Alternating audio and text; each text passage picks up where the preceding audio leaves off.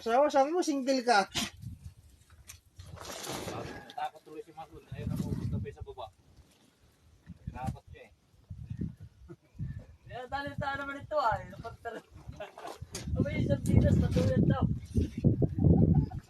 Ito si Marlon na lang. Papakutan niya ako ah. Bahala mo buhat mo na dyan. Doon tayo sa ako. Hindi na lumapit.